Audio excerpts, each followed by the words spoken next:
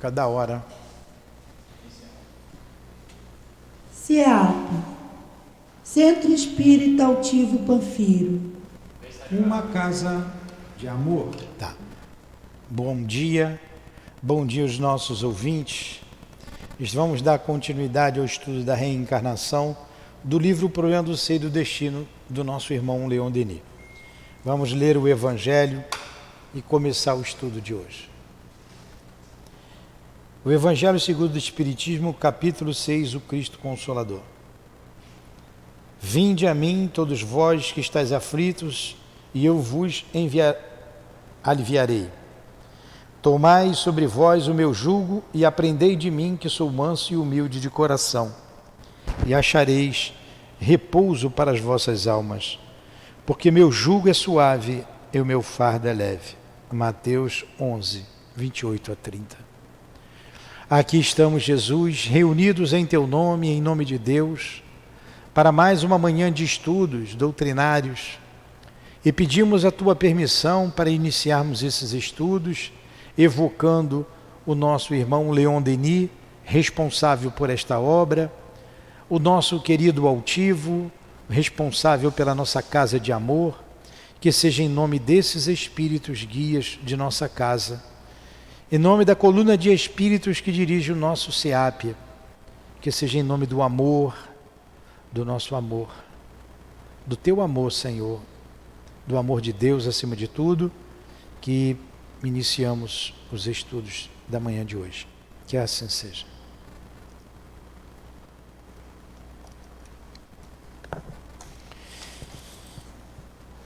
Vamos então ao nosso estudo. Estamos falando da reencarnação. Então segue aqui o nosso Leon Denis. Estamos na segunda parte, né, desse livro, no capítulo 13. As vidas sucessivas, reencarnação e suas leis. A variedade infinita das aptidões, das faculdades, dos caracteres, se explica facilmente, dizíamos. Eu voltei um pouquinho, tá? Então, a variedade, você vê, você tem seus filhos, você tem amigos, cada um tem uma aptidão diferente, né? Uma variedade muito grande, nós temos as nossas. Isso vai se explicar pela reencarnação. Nem todas as almas têm a mesma idade, nem todas escalaram com a mesma velocidade seus estágios evolutivos. Como espíritos, nós temos idades diferentes, por isso que nós somos diferentes. Não é muito mais simples entender assim? Que fomos criados diferentemente, em épocas diferentes, temos idades diferentes, seguimos caminhos diferentes, enquanto você pensar na unicidade da existência, você não entende a questão da justiça divina. Umas percorreram o caminho imenso e já se aproximam do apogeu dos progressos terrestres. Outras mal começam seu ciclo evolutivo no seio das humanidades. Estas são almas jovens, emanadas há menos tempo do foco eterno, fonte inesgotável de onde jorram incessantemente faíscas de inteligências que descem sobre os mundos da matéria para animar as formas rudimentares da vida. Quando a gente estuda história, a gente sabe do mundo primitivo, do homem da caverna, como é diferente do homem moderno, né? Do homem de hoje. Por quê? É que eles estão começando a vida. Chegadas à humanidade, tomarão lugar entre as tribos selvagens ou entre as raças bárbaras que ocupam os continentes atrasados, as regiões deserdadas do globo.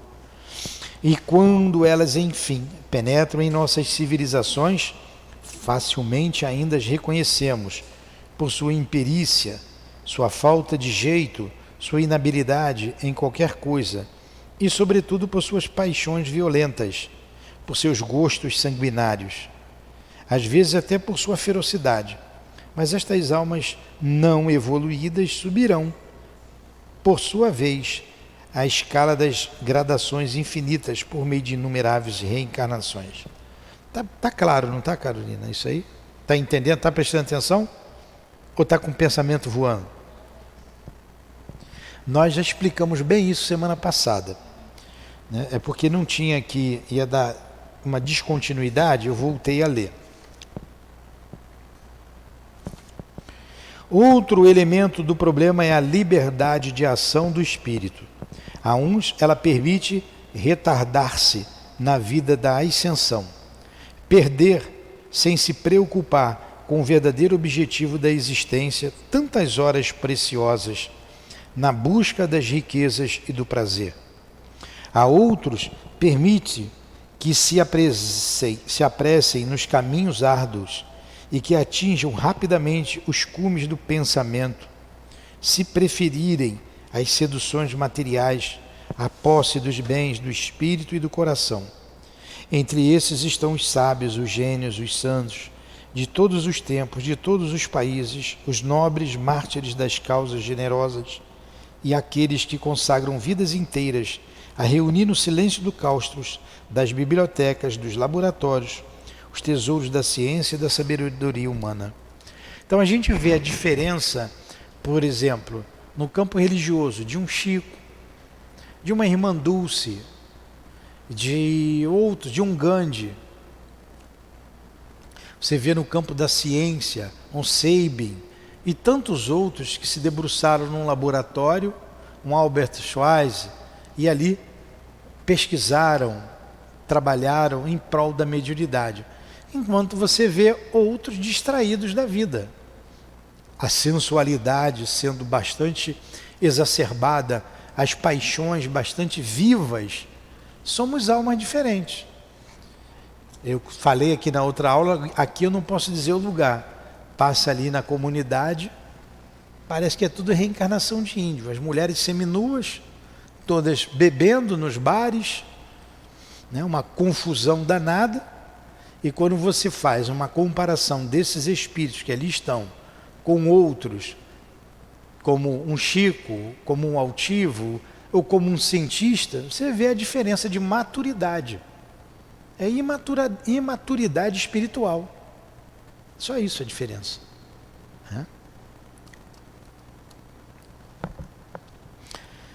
Todas as correntes do passado se encontram, se unem e se confundem em cada vida.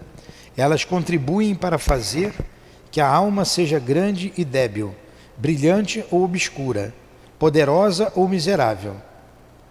Grande ou débil, né? Brilhante ou obscura, poderosa ou miserável. Da maioria de nossos contemporâneos, estas correntes só têm conseguido fazer almas indiferentes, balançando os sopros do bem e do mal, na verdade do erro e da paixão e do dever. Quantos endereços que a gente atende nas reuniões nossas, né? A gente não traz gravado o endereço de ninguém, nem quem foi. Mas a gente pega o endereço aqui da comunidade vizinha, que é um lugar pobre, um lugar miserável. Eu não sei quem está ali no papel, só o endereço. Mas você conversa com os espíritos, a perseguição vem lá de trás. Às vezes da França. Às vezes fizeram parte daqueles que viveram em torno do rei ali, os nobres. Fez parte da nobreza. Interessante, eu perguntei à médium aqui, nós estávamos dando aula ali do Livro dos Espíritos e falando da vida espiritual, que a gente se recordava de tudo depois que morresse, né, para onde que, como é que é a vida no mundo espiritual. Aí eu citei o exemplo de uma pessoa que era assistida nossa e ela desencarnou. E ela foi vista sentada ali algumas vezes pela filha, por uma vizinha, pela médium aqui da casa, por outro, algumas vezes. Tá quente pra chuva. Tenta lá, liga o outro lá. E eu perguntei a médium aqui, nossa amiga, né? O que é que Porque você está vendo a fulana aqui, ela não está aqui? Sim, ela está aqui. Só que ela tinha a cor bem preta, a cor da pele dela era preta, mas bem pretinha mesmo. Aí a médica falou assim, ó, ela está aqui, mas ela não está com a cor preta. Ela é branca, bem clarinha, e ela veio nessa existência, ela pediu para vir ali na pobreza, que ela morava num lugar miserável, veio para trabalhar e ela faliu, se envolveu com droga, acabou desencarnando. E ela não aparece como ela era, e sim loura e branquinha, com a pele bem clarinha. Então você vê que esse espírito, ele trouxe uma bagagem, ele esqueceu o passado, mas ele continua sendo a mesma individualidade, com o aprendizado de outras vidas e dessa vida. Então abre isso aí, está quente para chuchu. Ligou? Não, ali não. Deve ter desarmado, não sei. Ele ligou sozinho, só no internet. E então você só esquece o passado e em cada vida você vai somando a tua experiência. Você vai formando um arcabouço espiritual. Nós não sabemos quem nós fomos, mas nós trazemos as nossas tendências, as nossas aptidões, a nossa inteligência adquirida ao longo dos milênios. Entendeu, Carolina? Assim, no encadeamento de nossas etapas, é o que a gente está dizendo, terrestres, prossegue assim, no encadeamento de nossas etapas terrestres, prossegue e se completa a obra grandiosa de nossa educação, a lenta edificação de nossa individualidade, de nossa personalidade moral. É por isso que a alma tem de encarnar sucessivamente nos meios mais diversos, em todas as condições sociais, e experimentar alternadamente as provas da pobreza e da riqueza, aprender a obedecer, depois a comandar. Ó, caso da nossa amiga ali. Pobreza, mas já foi rica, já foi nobre. Aprendemos a ser subordinados, a obedecer, depois a comandar. São-lhes necessárias vidas obscuras, vidas de trabalho, de privações, para aprender a renúncia às vaidades materiais, o desligamento das coisas frívolas, a paciência, a disciplina do espírito. A gente lembra do Emmanuel, que foi o senador romano, Públio Lentulus. Está lá na obra há 2000 anos. Um senador que poderia ter intervindo no momento em que Pilatos lava as mãos. Ele estava na Galileia. Ele era amigo de Pilatos, do governador. Foi indiferente. Um orgulhoso patrício. No livro seguinte do Chico, ele continua animando, é o mesmo espírito animando o outro personagem. Ele vem como escravo, o escravo Nestório. Ora, numa ele era um senador, e ele era a reencarnação do bisavô, que foi um patrício romano. Então, ele era o próprio bisavô dele, que reencarna como Públio Lentulus. Então ele veio uma encarnação na nobreza, no mando, no Senado romano, vem numa outra, de novo, no mesmo Senado romano, rico, poderoso, inteligentíssimo, né? E tem lá a vida dele lá, os erros e os acertos dele. Depois ele vem como escravo.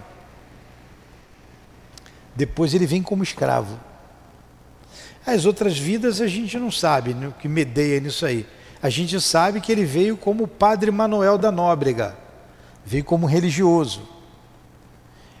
Disse o Chico, né, que ele já estava reencarnado no Brasil. Eu não sei sobre isso, mas o que eu li é que ele está agora com uns 19 anos, 18 para 19 anos. E veio com o objetivo de alavancar na questão da educação. Educação, na área da educação. Ele vai trabalhar na área da educação. Você está vendo o que é o espírito? Né? A trajetória esse foi dito. E nós outros? Né? Quantas encarnações nós já tivemos? Quantas? Quantas experiências formando esse arcabouço espiritual, a nossa individualidade. Em seu Newton, a reencarnação é uma coisa maravilhosa e quanto mais a gente estuda, mais maravilhosa ela se torna. Por exemplo, nesse caso, ele reencarnou ele foi a própria reencarnação dele, que ele veio como bisneto, trineto, alguma coisa assim. Igual uma história que nós vimos anteriormente, do Nhonhô Teodoro, né, que ele era o tetravô, se eu não me engano, não foi isso? Ele faleceu há tantos anos atrás e o menino reencarnou que era o avô do tal escravo, que era o senhor do escravo. Olha só que... Isso mesmo. Então vamos lá. São necessárias as existências de estudo, as missões de devotamento, de caridade, através das quais a inteligência se esclarece e o coração se enriquece de qualidades novas. Em seguida virão as vidas de sacrifício. Sacrifício pela família, sacrifício pela pátria, pela humanidade.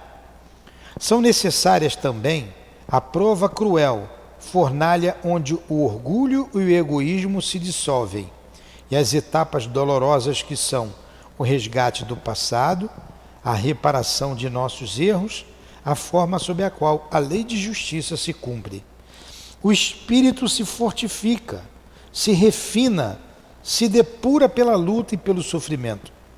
Volta a espiar no próprio meio em que se tornou culpado. Acontece que às vezes as provas fazem de nossa existência um calvário. Mas este calvário é o topo que nos aproxima dos mundos felizes. Aí a gente citou aqui o Emmanuel. Ele foi o bisavô dele mesmo. O bisavô foi um senador do Império Romano, o homem poderoso. Depois ele volta como Públio Lentulus, senador novamente, rico, poderoso. Depois ele volta como escravo, o escravo Nestório. E sempre no meio em que ele viveu, sempre com o mesmo grupo. Nós voltamos na mesma família espiritual. Ó, vocês três se parecem, os três branquinhos, têm a mesma cara, mãe, filho, filha. Vocês são espíritos afins, vocês não encarnaram. Ela tem cara de rebelde, ela é rebelde. Vocês sempre foi rebelde, desde a outra vida. Vocês não reencarnaram à toa, reencarnaram na mesma família espiritual. Você, Carolina, sua mãe, seu pai, seus filhos, seu marido, também os mesmos espíritos. Tem diferenças? Tem diferenças para acertar? Tem. É por isso que a gente vem na mesma família espiritual. Fala. Vai lá, fala bem alto para eu escutar direito. E o pessoal escutar. O Herman disse que se eu não me ajeitasse, eu não ia voltar com eles mais. Foi avisado a você que se você não se ajeitasse... Então me ajeito. Quem foi que falou isso para você? Foi lá na Casa do Caminho. Na Casa do Caminho, o doutor Herman. Foi a... Carolina, você depois dá o braço para ela, é também rebelde, né? Então, tem que se ajeitar, tem compromisso. Olha o que ela ouviu do Espírito. Se eu não me ajeitar agora, não vou voltar mais com eles. Olha o que aconteceu com a Dona Ivone. O Espírito, nas obras da Dona Ivone ali, como é que é o nome daquelas 3 obras ali? Eu quero ver a sequência. Tem o Voragens do Pecado, o Cavaleiro de Nomeé e o Drama da Bretanha. Ou o Drama da Bretanha, Cavaleiro de Nomeé, Voragens do Pecado. Eu nunca sei a sequência. Essas 3 obras contam a vida da Dona Ivone ali. Personagem diferente. É uma série muito interessante. Aí ela vem com um grupo de espíritos que ela ama muito o pai, o Charles. Quando a gente estuda lá, ressurreição em vida, vem de muito tempo. E o que acontece? Ela se revolta lá nessas histórias, ela se suicida. Aí volta na mesma família, o pai recebe ali, se suicida de novo. Aí na última vida que ela veio, ela não veio mais com os espíritos que ela amava. E ela era um médium tão ostensivo que ela lembrava de quem era o pai, quem era a mãe. Ela lembrava de tudo. E ela disse assim, esse aqui não é meu pai. Ela veio numa família pobre. Ela, mas eu não sou pobre, eu quero meus vestidos, eu quero a minha carruagem, eu quero o meu castelo. E ela lembrava de tudo.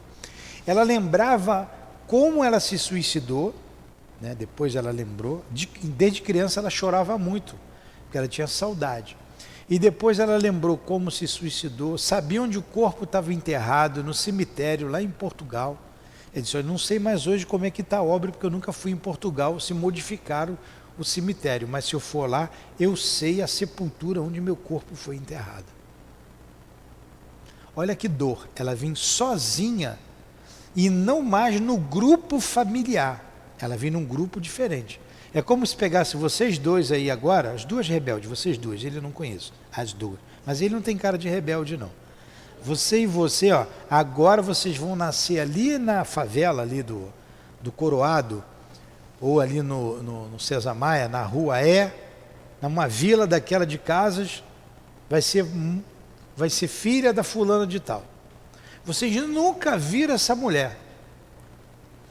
Vocês não gostam daquele lugar que é um lugar pobre, miserável.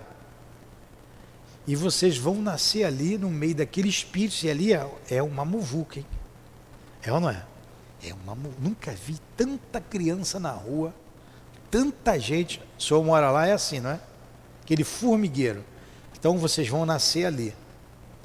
Aí, puxa, vai ter tristeza, vai ter uma saudade que não sabe de onde vem, não sabe por que eu estou sentindo isso, vai conversar, vai falar e não vai conseguir expressar nunca. Porque não vai lembrar da outra vida, mas por rebeldia teve que nascer ali para ter um aprendizado, valorizar a família, valorizar a vida. Aí vai ter que trabalhar, vai ter que estudar, tem que ter cuidado para não se suicidar, porque tem que ser espírito forte para nascer ali, porque é duro.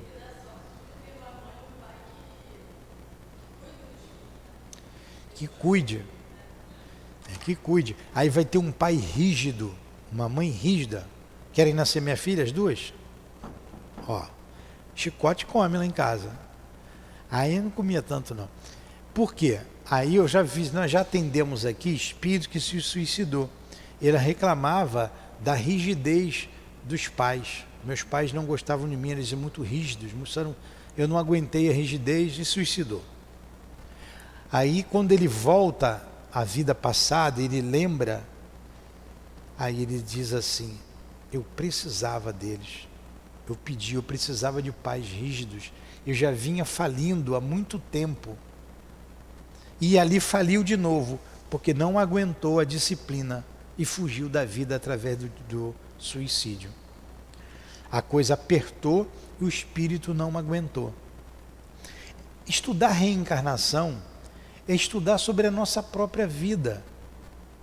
E é de uma beleza, de uma profundidade que a gente se encanta. E a gente acaba dando jeito na nossa maneira de ser, de se comportar. Eu não posso fazer o que eu quero. Vai vencendo paparicado. Você tem cara que foi paparicado a vida inteira, né, Carolina? É. Pela mãe e pelo pai. Paparicado, paparicado, paparicado. Aí depois pega um pai e uma mãe rígida, opa, né? Aí leva um susto. Mas não soube aproveitar o amor do pai, da mãe, o carinho dos pais. É assim que é a vida. A gente está aqui com um objetivo. A vida só tem um objetivo: o progresso. Tudo que acontece conosco é aprendizado. Nós vamos passar pela pobreza, vamos passar pela riqueza, vamos passar pelo mando, pela subordinação, se animaremos corpos masculinos, corpos femininos, e para o espírito aprender, para o espírito a crescer, o espírito amadurecer. Olha aí, a borboleta, o princípio inteligente. Vou estudar. Ó. Estão entendendo isso? Então vamos lá. Em seguida virão as vidas de sacrifício. Ó. Sacrifício pela família, quando nós vimos, pela pátria, pela humanidade. São necessárias prova cruel, fornalha onde o orgulho e o egoísmo se dissolvem, e as etapas dolorosas que são o resgate do passado, a reparação de nossos erros, forma pela qual a lei de justiça se cumpre. Quando a gente vê povos, como o povo judeu sofreu, né? Você vê, eles foram escravizados pelos egípcios, saíram do cativeiro libertados por Moisés. Quando o Cristo vem, eles são escravos dos romanos, foram torturados, mortos, assassinados na Alemanha nazista. O que aconteceu com aquele grupo? Quem eram aqueles espíritos que foram colocados nas câmeras de gás, que morreram de fome? Não dá, vocês já viram, né, aquelas fotografias esqueléticas? Que espíritos eram aqueles? Tudo aquilo ali é aprendizado para o espírito.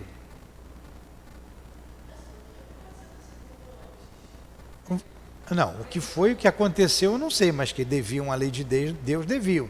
E você vê ali uma prova coletiva. Pois é. E tudo para quê? Para que o espírito cresça. O orgulho seja diluído na fornalha da dor, como disse aqui. O orgulho, o egoísmo, é difícil você trabalhar o teu orgulho, arrancar isso de dentro de você.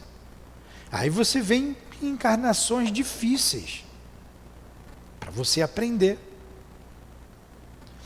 Eu vejo muitos espíritos, a gente tem uma experiência no tratamento com os irmãos suicidas, espíritos que se suicidaram porque ouviam as vozes no ouvido, e as vozes mandaram que ele pulasse ou que ele se atirasse, enfim. E o espírito se suicidou. Quem eram essas vozes? Quem eram? Vamos lá, vamos lembrar, vamos ver quem eram as vozes. A gente faz o espírito voltar. Aí, ou eles foram escravocratas, foram cruéis e duros, depois se arrependeram, prometeu ajudar aqueles espíritos. Ou eles foram da igreja, participaram da Inquisição. Ou eles foram médiuns que enganavam as pessoas, cobrava e enganava. E como você enganou a muitos, desencarna, começa a te cobrar, eles reencarnam e dizem assim, eu vou ajudar. Chega aqui, não aguenta. As vozes ficam no ouvido, ele não quer saber do trabalho de caridade, do trabalho com a mediunidade, não aguenta a pressão, acaba se suicidando. Aí você vê que tudo tem consequência. Qual o objetivo? O objetivo é sempre o progresso. Você vai se ressarcindo com a lei de Deus, caminho a Deus. A caminhada é assim. A caminhada é em direção a Deus. Todos nós estamos aqui com um único objetivo: sermos espíritos por um dia. Por isso que a vida aqui na Terra é de dor, é uma vida de provas e expiações, porque nós todos, não é só você que é rebelde não é só vocês duas não. O espírito que está na Terra, todo espírito que está na Terra é considerado espírito rebelde à lei de Deus. Está aqui no Evangelho. Somos espíritos rebeldes às leis de Deus. Por isso sofremos provas e expiações. Sim, aí é diferente, né? Com exceção, nome você disse bem, com exceção, são as exceções. O espírito se fortifica, se refina, se depura pela luta e pelo sofrimento. Olha lá o povo judeu massacrado.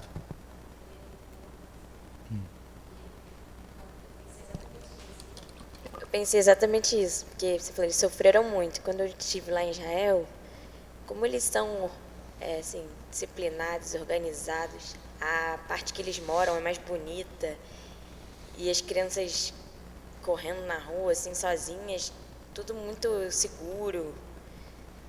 É um lugar bonito. E você vê como eles são muito religiosos, cumprem muito. Você não vê um judeu gordo, porque eles seguem aquela dieta rígida. São muito disciplinados, né? Eles evoluíram, porque... Mas e o orgulho continua diferente. ou... Eu não conheci pessoalmente, né? Só vi por fora. Mas é uma potência, sim.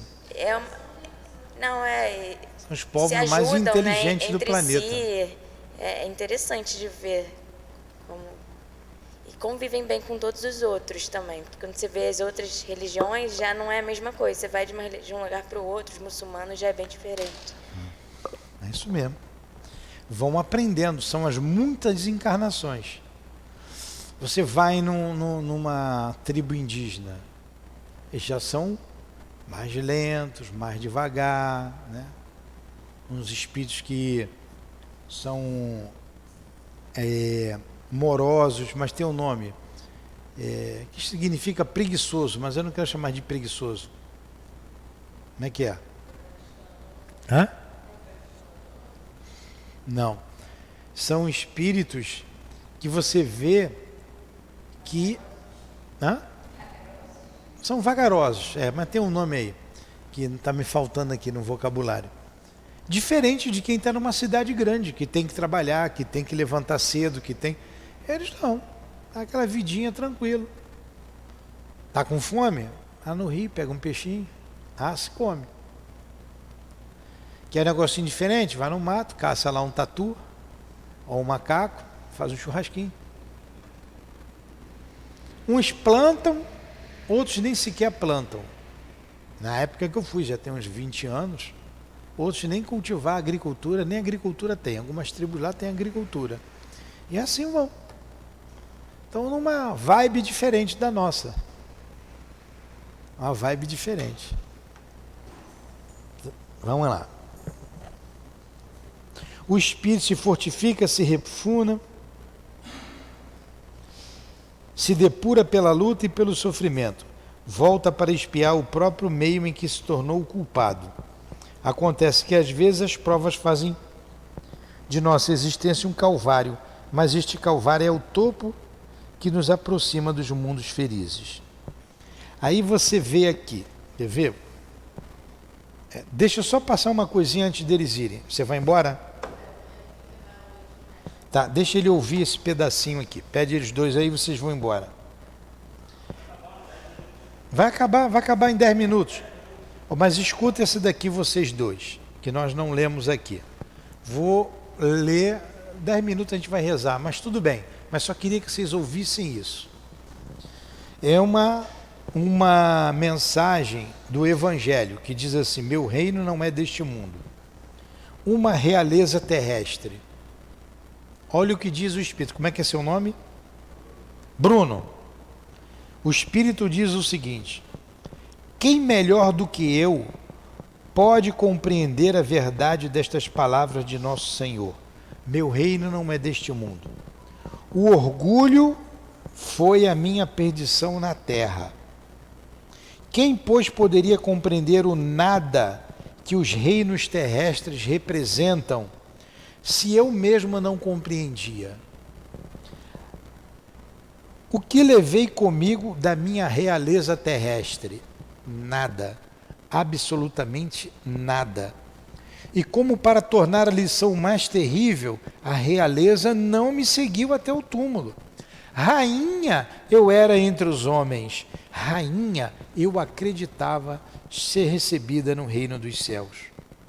Que desilusão, que humilhação. Olha como é que ela se sentiu, a rainha. Que em lugar de ser recebida como soberana, eu vi acima, mas bem acima, homens que eu considerava insignificantes, porque não tinham sangue nobre. E desprezava todos eles. Nesse momento compreendi a inutilidade das honras, das grandezas que se buscam com tanta avidez sobre a terra.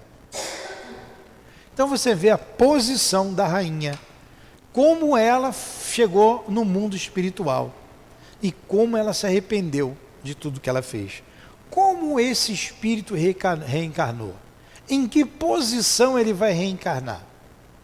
Será que vai vir novamente como rainha, como soberana? Um dia ela vai ter que ter de novo o poder e o mando, porque ela faliu. Ela está dizendo. Ela era orgulhosa, então ela faliu na beleza, na riqueza. Rainha tem que ser rica, né? Ainda mais da França. Beleza, riqueza, poder. Rainha tem que ter um rei, né? Ainda tinha um rei ainda, que devia fazer as vontades dela. Significa que ela faliu. Ela vai ter que ter o poder de novo um dia. Mas será que ela vai ter que experimentar? E tudo isso é com guia. A pobreza, a simplicidade, para se fortificar, para voltar de novo a ter poder. O rei é a mesma coisa. Deve ter falido com ela. Olha o que ela diz aqui, ó. E para preparar um lugar no reino dos céus é preciso abnegação, humildade e a caridade na sua perfeita prática. Então não é, olha o que ela diz aqui ainda. Não se pergunta o que fomos, qual a posição que ocupamos, o bem que fizemos, mas as lágrimas que enxugamos. Fui classe média, fui rico, fui pobre, fui miserável. Não se pergunta. Se pergunta o que a gente fez daquilo que a gente recebeu. Quantas lágrimas nós enxugamos. É necessário se praticar a caridade, a abnegação e a humildade. Para isso que a gente está aqui, em posições sociais diferentes. Agora estamos numa posição social. Classe média, eu acho que a maioria de nós aqui. Ou pobre. Para aprender. Isso aí é insignificante. Isso aí é a posição passa. Ela disse aqui, ó, o que eu levei comigo do meu reinado? Nada. Nada. Jesus, disseste que teu reino não é deste mundo, pois é preciso sofrer para chegar ao céu. E os degraus do trono não nos aproximam dele. São os caminhos mais penosos da vida que nos conduzem a ele. Procuremos, pois, o caminho entre as dificuldades e os espinhos, e não entre as flores. Olha a necessidade da reencarnação. É por isso que a gente está reencarnado, para aprender numa posição social ou noutra. O objetivo é sempre o progresso. Os homens correm em busca dos bens terrenos. 5 minutos já acabam, faltam 5 minutos só para a gente rezar. Como se pudessem guardá-los para sempre, mas aqui não há mais ilusões. E ele logo se apercebe de que se apoderaram apenas de uma sombra.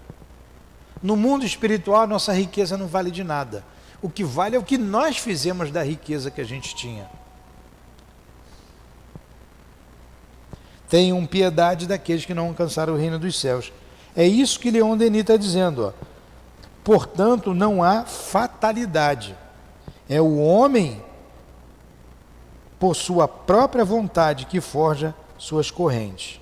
É ele que tece fio por fio o dia a dia do seu nascimento até a morte. Vamos parar aqui.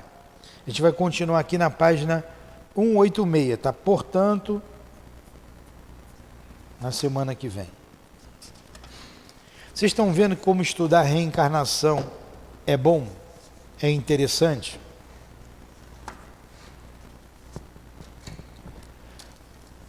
Você, Bruno, que veio pela primeira vez aqui hoje, você gostou do estudo? Despertou o estudo? Foi interessante? Pois é. Se não foi, eu começo tudo de novo. A gente tem que entender o que eu estou fazendo na vida. Se eu não sei para onde eu vou para qualquer lugar.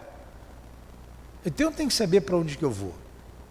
Se eu não sei o que eu estou fazendo aqui, eu não vou saber nem para onde eu vou. A doutrina espírita faz isso com a gente entender o que nós somos, o que estamos fazendo no palco da vida. E posição social é circunstancial. Perguntas? Não? Vocês falam muito, hein? Não deu tempo de eu dar toda a lição. Então, semana que vem a gente continua aqui falando de reencarnação. Então, vamos agradecer a Jesus, a posição social que nos encontramos e rogar forças para aproveitarmos a oportunidade de estarmos na carne, reencarnados, que tenhamos forças para que diante das situações difíceis que aparecerão ainda em nossas vidas, consigamos passar por elas com dignidade e com esperança. Ajuda-nos, Senhor, a não mais falirmos, que esta encarnação seja proveitosa e a melhor vivida de todas as outras que já tivemos. Auxilia-nos, desperta-nos para os bens espirituais, para os valores espirituais. Conduza-nos na estrada da vida, Senhor, para não nos perdermos mais. Que o Teu Evangelho seja a nossa bússola, que o Livro dos Espíritos seja o nosso manual de sobrevivência. E sob as Tuas bênçãos, Jesus, sob as bênçãos de Deus, consigamos sair desta encarnação vitoriosos. Que seja em nome do altivo, que seja em nome da direção espiritual da nossa casa, em nome do amor, do nosso amor, Lourdinha, do amor que vibra nesta casa, que damos por encerrado os estudos da manhã de hoje e que possamos retornar aos nossos lares, aos nossos pontos de origem, em paz e em segurança. Que assim seja. Graças a Deus.